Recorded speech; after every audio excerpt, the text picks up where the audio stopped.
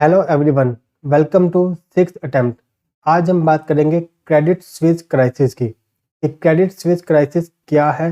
Rather than हमारा focus इस पे नहीं रहेगा कि इस क्राइसिस की वजह से रिसेशन आ सकता है या नहीं, क्या ये क्राइसिस लेमन ब्रदर क्राइसिस के बराबर है या नहीं। हमारा मेन फोकस रहेगा कि ये क्राइसिस है क्या। क्रेडिट स्विच का जो मेन क्राइसिस है वो है आपका क्रेडिट डिफ़ॉल्ट स्वैप।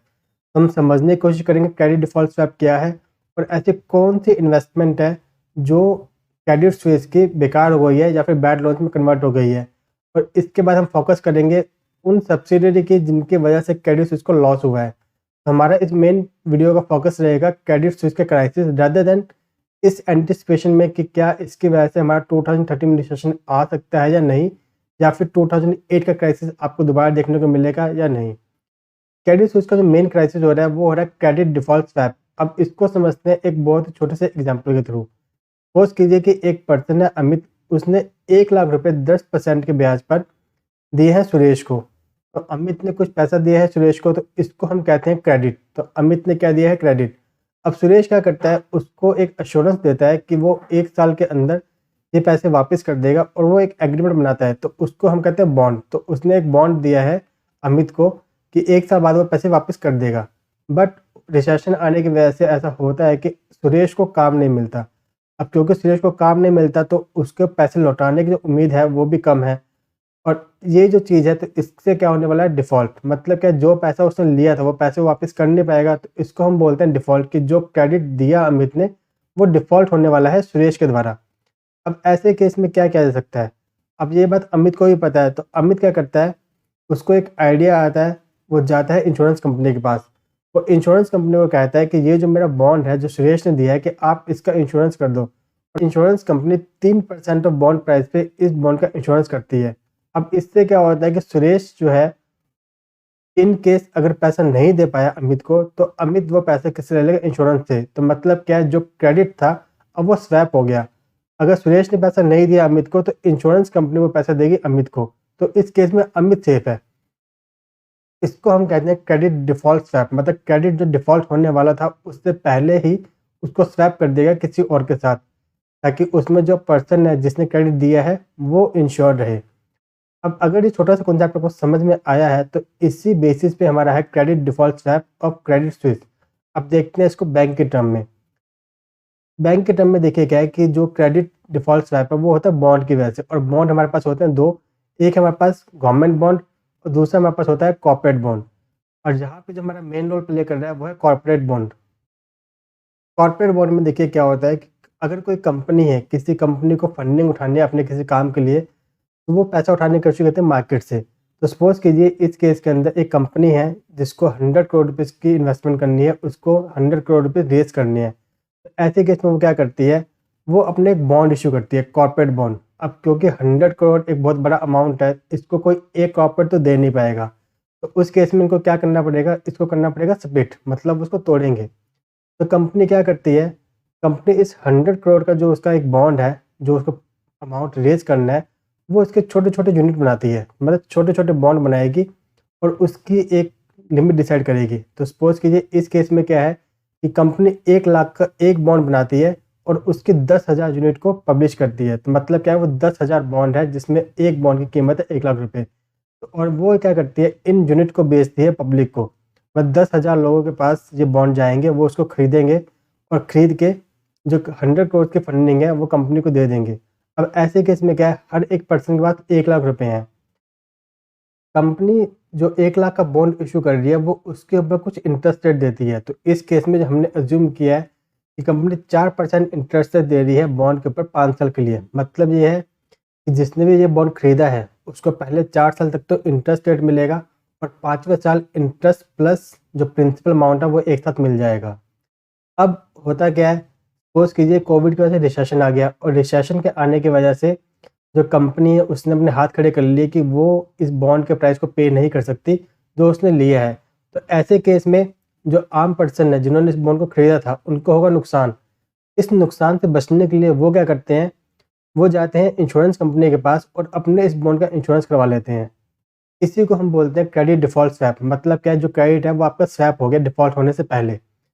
अब इसमें इंश्योरेंस कंपनी को क्या फ़ायदा है, सपोज कीजिए जो इंश्योरेंस कंपनी है, ये आपसे जो बॉन्ड प्राइस है उसके 2% पे इंश्योरेंस करती है। जैसे 1 लाख का बॉन्ड था आपका, आपको 4% इसके ऊपर इंटरेस्ट रेट मिलना था और आपने क्या किया, 2% पहले से पे कर दिया इंश्योरेंस कंपनी को और अपने बॉन्ड को सिक्योर कर लिया। तो ये 2% का जो बेनिफिट है, ये किसको होगा, इंश्योरेंस कंपनी को। अब इससे क्या हुआ, जो कस्टमर है, जो रिटेलर है, जिसने इसको बाय किया है, वो सेफ हो गया, उसकी इन्वेस्टमेंट सेफ है। और इंश्योरेंस कंपनी को इससे क्या फ़ायदा होगा, सपोज कि इंश्योरेंस कंपनी है, उसके पास 5,000 लोग आते हैं जो कि अपना इंश्योरेंस करवाते हैं इस बॉन्ड का, तो उस हिसाब से कंपनी 1 करोड़ रुपए अर्न करती है। अब ऐसा तो है नहीं कि सबका ही जो बॉन्ड है वो डिफ़ॉल्ट हो जाएगा, कुछ का ही होगा। तो एज़ पर प्रोबेबिलिटी कंपनी ये प्रोबेबिलिटी लेके चलती है कि 50 लोगों का ही लोन जो है वो डिफ़ॉल्ट होगा, जब उनके बॉन्ड है वो डिफ़ॉल्ट होगा। तो उस केस में क्या है, ये 50 लोगों का अगर डिफ़ॉल्ट होता है तो कंपनी को कितना पे करना पड़ेगा, हर एक पर्सन को 1 लाख के अकॉर्डिंग 50 लाख, बल्कि कंपनी ने अर्न कितना किया है, 1 करोड़। तो उस केस में क्या है, कंपनी को प्रॉफिट होता है 50 लाख का। और इस हर एक चीज़ प्रोबेबिलिटी के हिसाब से चलती है। ऐसा कभी नहीं होता कि जितना ज़्यादा लोग इंश्योरेंस करा रहे हैं वो सारे लोग क्लेम भी कर रहे हो।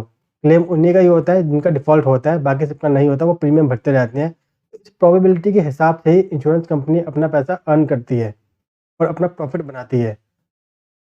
अब हम देखते हैं कि इंश्योरेंस जो होता है वो कौन करता है। इंश्योरेंस करने के हमारे पास एक तो प्रॉपर इंश्योरेंस कंपनी होती है, जैसे इंडिया के अंदर एलआईसी, और इंश्योरेंस जो है बैंक भी करते हैं। और क्रेडिट स्विस क्राइसिस के अंदर यही दिक्कत है कि ये जो इंश्योरेंस करने वाली एजेंसी है वो है क्रेडिट स्विस, और इसी वजह से उसको नुकसान हुआ है। अब देखते हैं इस केस में हुआ क्या। बैंक जो होते हैं, बैंक लोन देते हैं। बैंक ने कॉर्पोरेट को लोन दिया काम करने के लिए और उन्होंने बॉन्ड दिया बैंक को, और इसी तरीके से जो आम जनता है वो भी लोन लेती है। तो उन्होंने लोन लिया अपना घर बनाने के लिए या फिर अदर काम के लिए। तो ऐसे केस में क्या हुआ, जो बैंक थे उन्होंने ये जो लोन और बॉन्ड है इसका इंश्योरेंस करवाया, और ये जो इंश्योरेंस हुआ, इस इंश्योरेंस को किया है क्रेडिट स्विस ने। और क्योंकि ये इंश्योरेंस रिसेशन की वजह से डिफ़ॉल्ट में जा रहे हैं तो क्रेडिट स्विस को नुकसान हो रहा है। बट प्रॉब्लम इंश्योरेंस की नहीं है, प्रॉब्लम है क्रेडिट डिफ़ॉल्ट स्वैप स्प्रेड की, जो कि इस टाइम है 254। अब देखते हैं कि क्रेडिट डिफ़ॉल्ट स्वैप स्प्रेड क्या होता है। सपोज़ कीजिए कि एक कंपनी है जिसने आपको बॉन्ड इश्यू किया है 4% इंटरेस्ट रेट के ऊपर, और आपने क्या किया, एक इंश्योरेंस कंपनी को दिया ये 1% इंटरेस्ट के ऊपर। तो ये जो 1% है ये होता है स्प्रेड, मतलब क्या, इसको बेसिस पॉइंट में चेक करते हैं हम। और ये 100 बेसिस पॉइंट, मतलब इंश्योरेंस वाली कंपनी ने कितने इंटरेस्ट रेट पे आपका इंश्योरेंस किया है। और क्रेडिट स्विस के केस में इस टाइम ये है 254 बेसिस पॉइंट। जितना ज़्यादा बेसिस पॉइंट होता है उतना ही ज़्यादा रिस्की होता है। आप ये समझ लीजिए कि अगर आप पर्सनल लोन लेने जाएंगे तो आपको मिलेगा 14%, बट अगर आप होम लोन लेंगे तो शायद आपको 10% में मिल जाए, कार लोन और सस्ता मिल जाए, एजुकेशन लोन और सस्ता मिल जाए। एक चीज़ जितनी ज़्यादा रिस्की होती है उसका परसेंटेज उतनी ज़्यादा ही चार्ज की जाती है। और सेम केस जहाँ पर है, इस क्रेडिट स्विस ने जो इंश्योरेंस किया है उसके डिफ़ॉल्ट होने के चांसेस ज़्यादा है, इसलिए जितने ज़्यादा बेसिस पॉइंट पे ये ट्रेड करेगा उतना ही ज़्यादा क्रेडिट स्विस के फाइनेंस के लिए रिस्क रहेगा।